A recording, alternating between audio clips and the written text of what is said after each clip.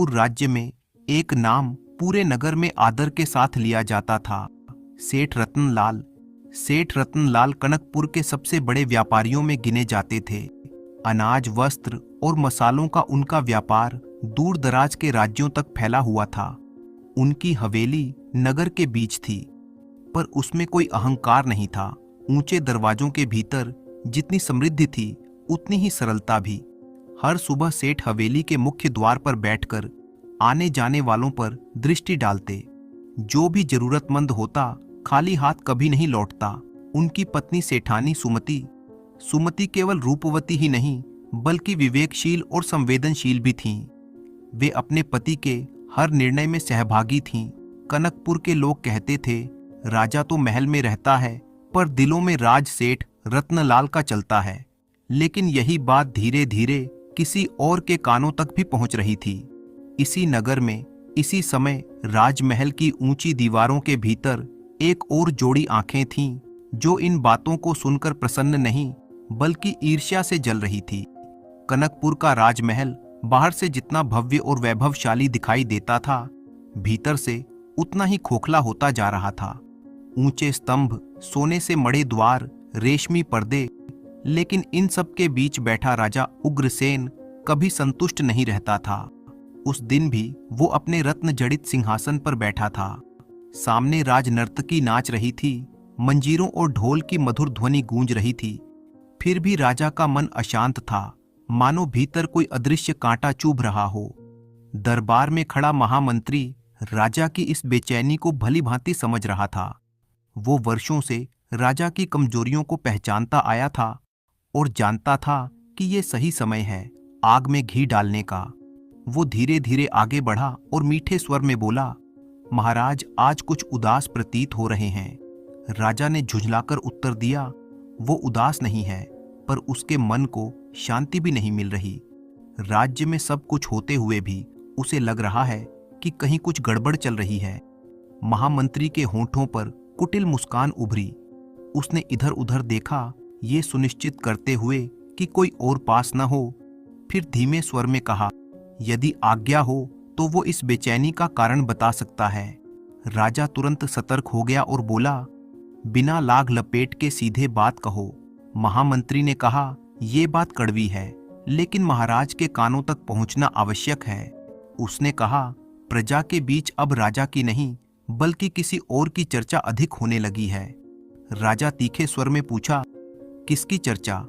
महामंत्री ने सिर झुकाते हुए उत्तर दिया, सेठ रतनलाल की। ये नाम सुनते ही राजा के चेहरे का रंग बदल गया। महामंत्री ने आगे कहा कि आज कनकपुर की गलियों में यदि किसी का नाम श्रद्धा से लिया जाता है तो वो सेठ रतनलाल है। गरीब उन्हें अपना पालनकर्ता कहते हैं, किसान उन्हें अपना सहारा मानते हैं। महाराज तो राजा हैं, पर प्रजा के दिलों में अब सेठ बसने लगे हैं। ये सुनते ही राजा का अहंकार तिलमिला उठा और वो गरज पड़ा, ये तो राजद्रोह है। महामंत्री तुरंत झुक गया और बोला, वही तो वो भी कह रहा है। यदि यही क्रम चलता रहा तो वो दिन दूर नहीं जब लोग कहने लगेंगे कि राजा तो महल में बैठा है, पर सच्चा राजा सेठ रतनलाल है। राजा क्रोध में उठ खड़ा हुआ और चिल्लाया कि सेठ केवल एक व्यापारी है, राजा बनने का सपना कैसे देख सकता। वो खिड़की के पास जाकर नगर को देखने लगा, जहां दूर से सेठ की हवेली दिख रही थी। राजा की आंखों में ईर्ष्या और लालच की आग एक साथ भड़क उठी। उसने पूछा, सेठ के पास कितना धन है? महामंत्री ने तुरंत कहा, कुबेर जैसा खजाना है, और सबसे खतरनाक बात यह है कि वो धन दिखावे में नहीं, सेवा में खर्च करता है। राजा ने कटाक्ष करते हुए कहा, ये सेवा नहीं बल्कि लोकप्रियता खरीदने की चाल है। महामंत्री ने सिर हिलाकर कहा, जो व्यक्ति लोगों के दिल खरीद लेता है वही कल को सिंहासन पर दावा कर सकता है। अब राजा का मन पूरी तरह विष से भर चुका था। उसने पूछा, अब किया क्या जाए?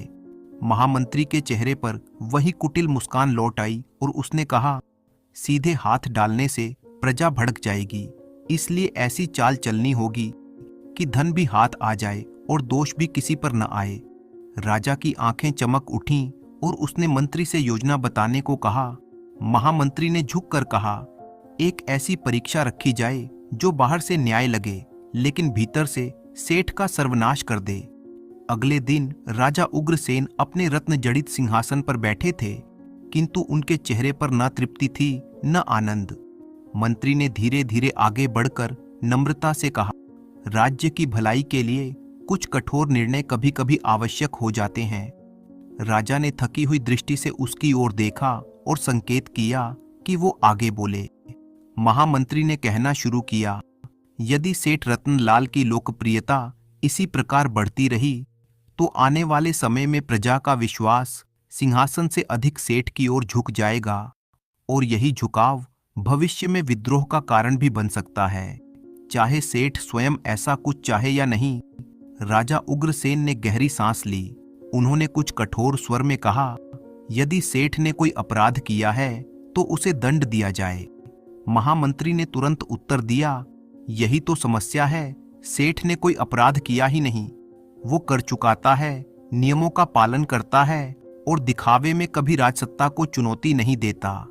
इसलिए यदि बलपूर्वक उस पर हाथ डाला गया तो वही प्रजा जो आज सेठ की प्रशंसा करती है कल राजा के विरुद्ध खड़ी हो जाएगी।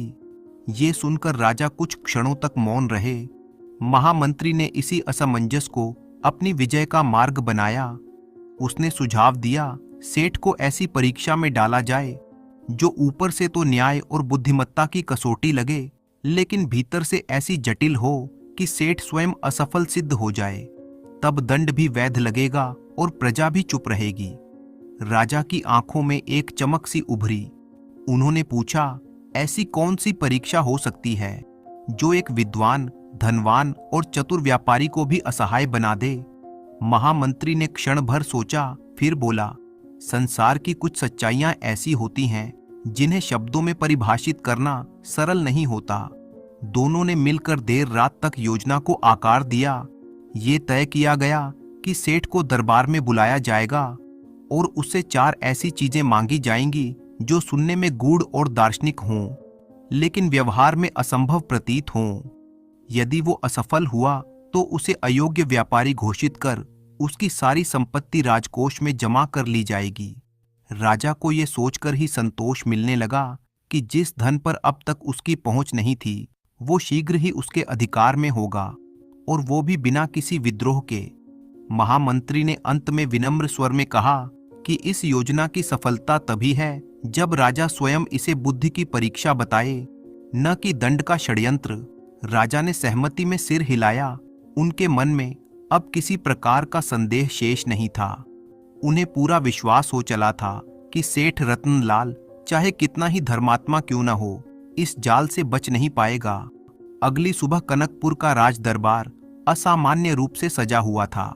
सामान्य दिनों में जहां केवल मंत्री, दरबारी और याचक ही उपस्थित होते थे, उस दिन नगर के प्रतिष्ठित व्यापारी, विद्वान और गणमान्य नागरिक भी बुलाए गए थे। ये संकेत साफ था कि आज जो होने वाला है वो केवल एक व्यक्ति तक सीमित नहीं रहने वाला। ऊंचे स्तंभों से टकराती शंखनाद की ध्वनि के साथ राजा उग्रसेन अपने रत्न जड़ित सिंहासन पर विराजमान हुए। उनका चेहरा गंभीर था लेकिन आंखों में एक छिपी हुई चतुर चमक थी जिसे केवल महामंत्री ही पहचान पा रहा था। राजा के संकेत पर दरबार में सन्नाटा छा गया। महामंत्री ने आगे बढ़कर ऊंचे स्वर में घोषणा की, आज राजा राज्य के एक प्रतिष्ठित नागरिक की बुद्धिमत्ता और योग्यता की परीक्षा लेना चाहते हैं। ये सुनकर दरबारियों में कानाफूसी शुरू हो गई। कुछ लोगों के मन में उत्सुकता थी तो कुछ को अनहोनी का आभास हो रहा था। तभी सैनिकों ने आदरपूर्वक सेठ रतनलाल को दरबार में उपस्थित किया। सेठ शांत भाव से आगे बढ़े। उनके चेहरे पर न घमंड था न भय, केवल एक सज्जन व्यापारी की सहज गरिमा थी। सेठ ने सिंहासन की ओर झुककर प्रणाम किया और विनम्र स्वर में पूछा, उन्हें किस उद्देश्य से बुलाया गया है? राजा उग्रसेन ने उत्तर दिया, ये बुलावा किसी अपराध के लिए नहीं बल्कि उनके ज्ञान और विवेक की प्रशंसा के कारण है। राजा ने कहा, उन्होंने सुना है कि सेठ न केवल व्यापार में कुशल हैं बल्कि जीवन के गूढ़ सत्यों को भी भली भांति समझते हैं। ये सुनकर सेठ के मन में थोड़ी राहत आई, पर भीतर कहीं एक शंका भी जन्म लेने लगी। राजा ने बात आगे बढ़ाते हुए कहा, वे सेठ की बुद्धि की परीक्षा लेना चाहते हैं और इसके लिए उन्हें 4 विशेष वस्तुएं चाहिए। सेठ ने तुरंत हाथ जोड़कर कहा कि यदि राज्य को किसी प्रकार के धन, अनाज या कीमती वस्तु की आवश्यकता है तो वे उसे सौभाग्य समझेंगे। इस पर राजा हल्के से मुस्कुराए और बोले कि उन्हें सेठ का धन नहीं चाहिए, बल्कि ऐसी वस्तुएं चाहिए जो संसार के सत्य को दर्शाती हों। राजा ने स्पष्ट और कठोर स्वर में 4 शर्तें रखीं। पहली, ऐसी चीज लाने को कहा जो सदा घटती रहती हो। दूसरी, ऐसी जो सदा बढ़ती रहती हो। तीसरी, जो न घटती हो और न बढ़ती हो। और चौथी, ऐसी जो कभी घटे और कभी बढ़े, जिसका कोई एक स्थिर स्वभाव न हो। राजा के शब्द दरबार की दीवारों से टकराकर गूंजने लगे। कई विद्वान भी इन शर्तों को सुनकर चकित रह गए। राजा ने अंत में यह भी स्पष्ट कर दिया कि सेठ को इन 4 वस्तुओं को प्रस्तुत करने के लिए केवल 2 दिन का समय दिया जाएगा। यदि वे असफल रहे तो ये माना जाएगा कि वे राज्य में व्यापार करने योग्य नहीं हैं और दंड स्वरूप उनकी समस्त संपत्ति, हवेली और व्यापार राजकोष में जमा कर ली जाएगी। ये घोषणा सुनते ही दरबार में एक अजीब सी बेचैनी फैल गई।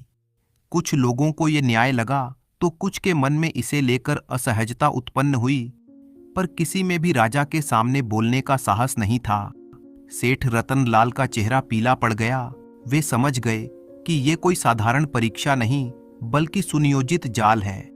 फिर भी उन्होंने अपने स्वर को स्थिर रखते हुए कहा कि ये मांग असंभव प्रतीत होती है। राजा ने उदासीनता से उत्तर दिया कि संभव और असंभव का निर्णय 2 दिन बाद होगा। इसके साथ ही दरबार की कार्यवाही समाप्त कर दी गई। सेठ भारी मन और बोझिल कदमों के साथ राजमहल से बाहर निकले। बाहर सूर्य तेज चमक रहा था, लेकिन उनके जीवन में जैसे अचानक अंधकार छा गया हो। उसी क्षण सेठ के मन में केवल एक ही प्रश्न गूंज रहा था, क्या धर्म और ईमानदारी सचमुच इस संसार में पर्याप्त हैं, या फिर सत्ता के आगे वे भी विवश हो जाते हैं। इसी प्रश्न के साथ वे अपनी हवेली की ओर बढ़ चले। राजमहल से निकलते समय सेठ रतनलाल के कदम जितने भारी थे, उतना ही बोझ उनके हृदय पर भी